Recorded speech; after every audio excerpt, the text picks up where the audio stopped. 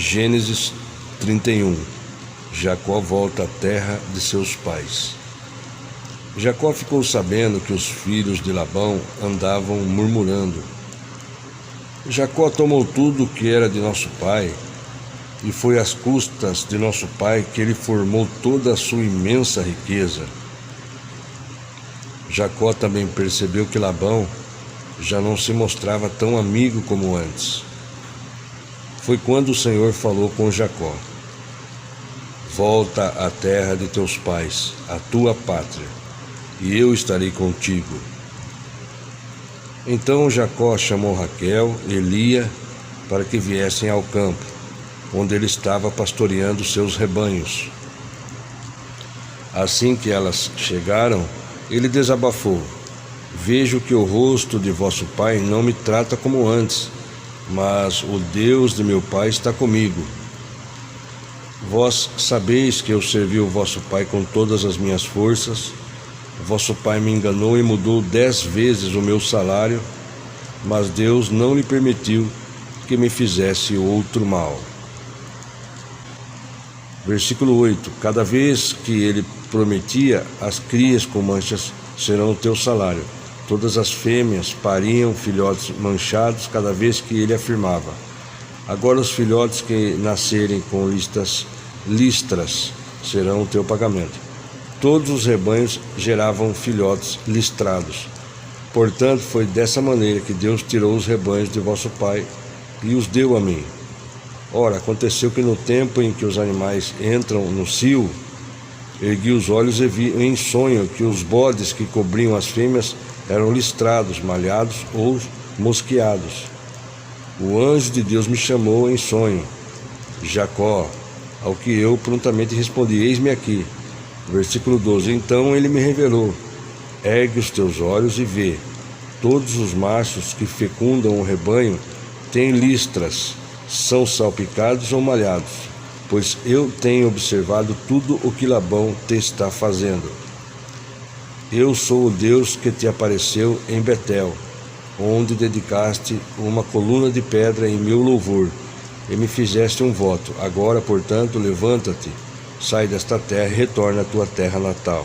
Então ali Jacó estava dizendo o que aconteceu, falando sobre os animais, os rebanhos que geravam filhotes listrados. E vejamos só que Deus falou com ele. Ele falou: eu sou o Deus que te apareceu em Betel, onde dedicaste uma coluna de pedra em meu louvor, e me fizesse um voto. Então nós entendemos aqui que nesse momento Jacó ele precisava continuar obedecendo ao Senhor. Então o Senhor falou: retorna à sua terra natal. Versículo 14. Então Raquel e Lia replicaram: temos nós ainda uma parte e uma herança na casa do nosso pai? Não nos considera ele como estrangeiras, pois não apenas nos vendeu, como também consumiu todo o dinheiro pago por nossos dotes? Sim, toda a riqueza que Deus retirou do nosso pai é nossa e de nossos filhos. Faze, pois, agora tudo de acordo com o que Deus te orientou. Diante disso, Jacó se levantou, ajudou seus filhos e suas mulheres a se prepararem para a viagem e a montar sobre os camelos, e conduziu diante de si todo o seu imenso rebanho, junto com todos os bens que havia adquirido em Padã-Arã, rumo à casa de Isaque, seu pai, na terra de Canaã. Entre mentes, Labão, pai de Raquel, havia saído para tosquear suas ovelhas, e, enquanto ele estava fora, Raquel roubou as imagens dos deuses de seu clã. Foi dessa maneira que Jacó enganou Labão, o arameu, não o deixando suspeitar que fugia.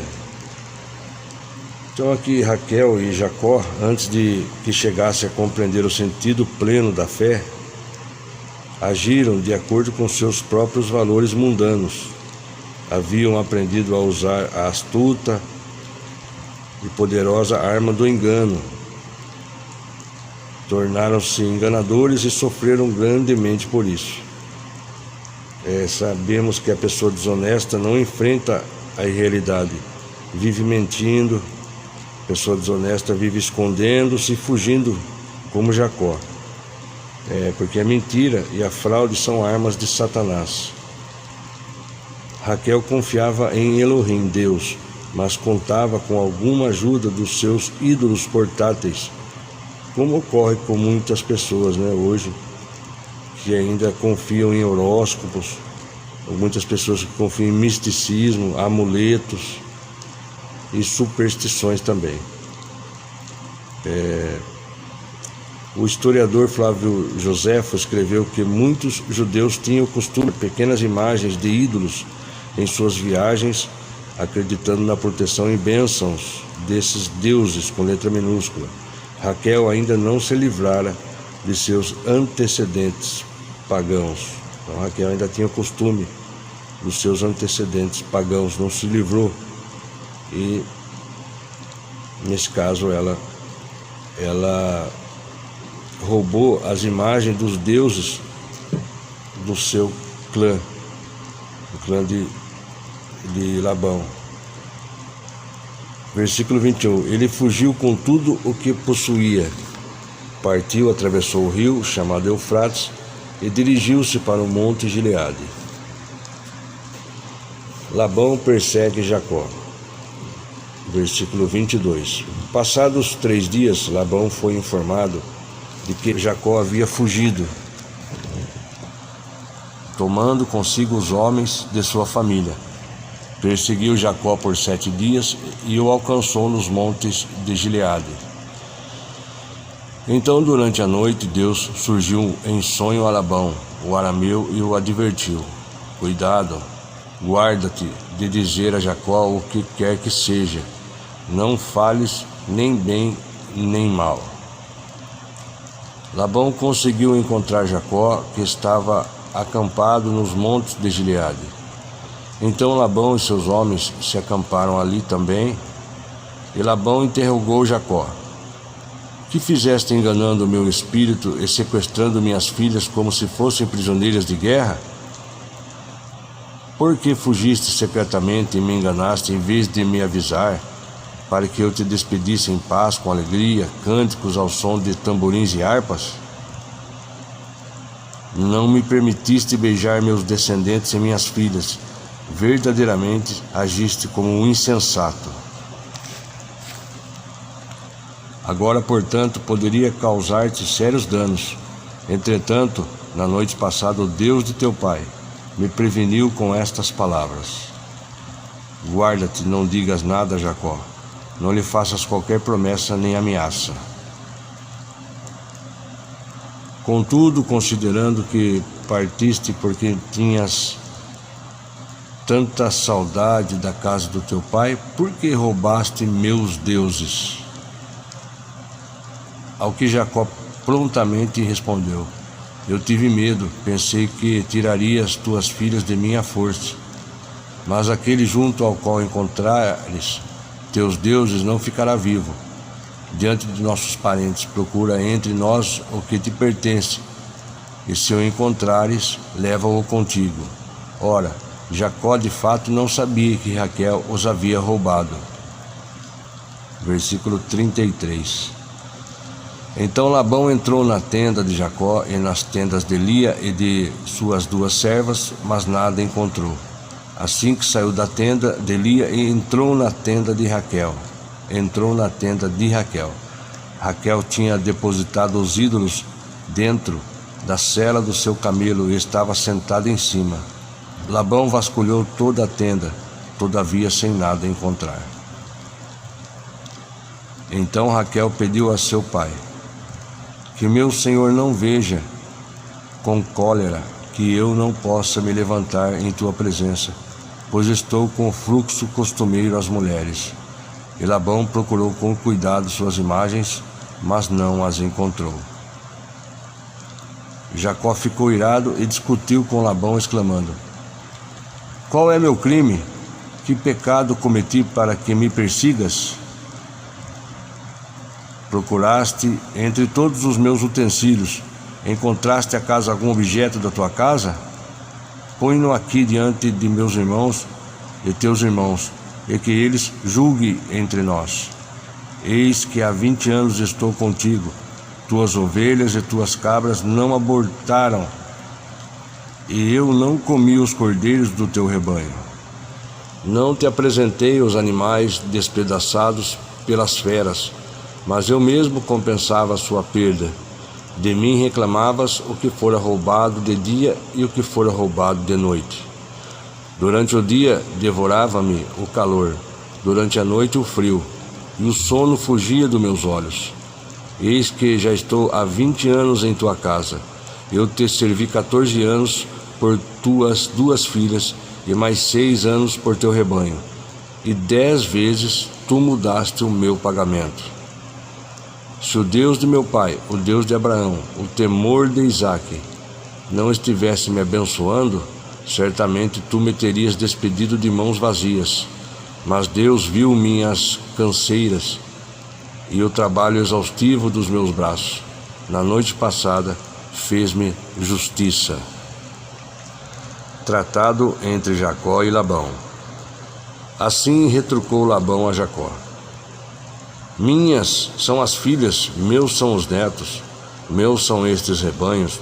Tudo o que teus olhos podem ver é meu.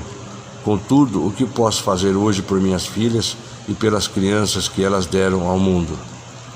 Portanto, vem e celebremos um trato, eu e tu, que sirva de testemunho entre mim e ti. Então Jacó tomou uma pedra e a colocou em pé como se fosse um pilar, e convidou os seus irmãos: ajuntai algumas pedras. E tomaram pedras e fizeram um amontoado delas. Em seguida prepararam uma refeição e comeram todos juntos ao lado do monte de pedras. Versículo 47. Labão o denominou Jegar Saaduta em sua língua, e Jacó o chamou Gal-ed ou Galed. E Labão explicou: seja hoje este montão de pedras por testemunha entre mim e ti. Por isso lhe deram o nome de Galeed. Foi também conhecido como Mispá, torre de vigia, porque Labão declarou ainda: que o Senhor nos vigie, a mim e a ti, quando estivermos separados um do outro. Se maltratares as minhas filhas e tomares outras mulheres além delas, não estando ninguém conosco, atenta em que Deus é testemunha entre mim e ti. Disse mais Labão a Jacó: eis estas pedras que amontoei e que formam um pilar testemunhal entre mim e ti. Este monte de pedras ergue-se como estela e testemunho de que não devo ultrapassar este marco em direção ao teu lado, a fim de prejudicar-te, e tu não passarás destas pedras para meu lado com más intenções. Que o Deus de Abraão, o Deus de Naor, o Deus do pai deles, arbitrem entre nós. Contudo, Jacó fez um juramento em o nome do Deus a quem Isaque, seu pai, adorava. Veja só, é importante notar que desde a queda, Gênesis 3:1, Deus vem buscando resgatar o ser humano de seus descaminhos e resgatar da perdição também eterna.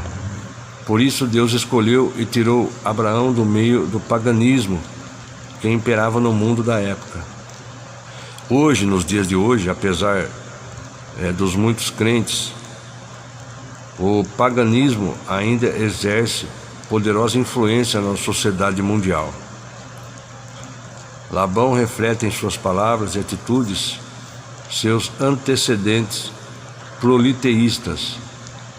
Labão ainda entendia o termo plural, Elohim, como simplesmente deuses com letra minúscula, o que lhe fazia mais sentido considerando sua cultura pagã. O que lhe fazia mais sentido, considerando a cultura pagã da época. A primeira e mais importante tradução do texto bíblico hebraico para o grego, a Septuaginta, e o Pentateuco samaritano traduzem esse versículo todo no singular e facilitam a compreensão da mensagem. Por outro lado, o texto massorético permite que este versículo seja entendido no plural. A Bíblia King James, de 1611, traduziu este versículo. Devemos considerar ainda que Jacó encontrara-se com o Deus de Isaac, El Shaddai, Deus Todo-Poderoso.